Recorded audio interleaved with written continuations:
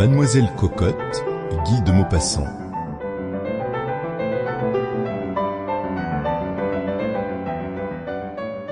Nous allions sortir de l'asile quand j'aperçus dans un coin de la cour un grand homme maigre qui faisait obstinément le simulacre d'appeler un chien imaginaire. Il criait d'une voix douce, d'une voix tendre.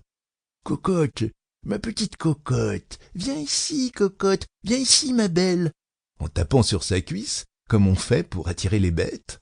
Je demandai au médecin « Qu'est-ce que celui-là ?» Il me répondit « Oh, celui-là n'est pas intéressant. C'est un cocher nommé François, devenu fou après avoir noyé son chien. » J'insistais. « Dites-moi donc son histoire.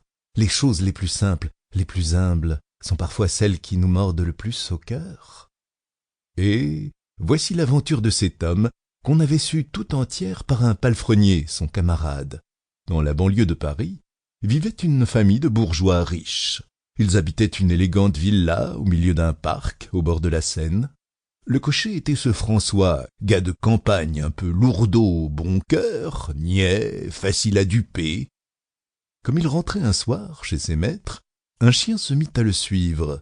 Il n'y prit point garde d'abord, mais l'obstination de la bête à marcher sur ses talons le fit bientôt se retourner. Il regarda s'il connaissait ce chien. Non, il ne l'avait jamais vu.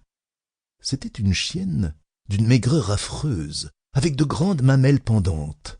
Elle trottinait derrière l'homme d'un air lamentable et affamé, la queue entre les pattes, les oreilles collées contre la tête, et s'arrêtait quand il s'arrêtait, repartant quand il repartait.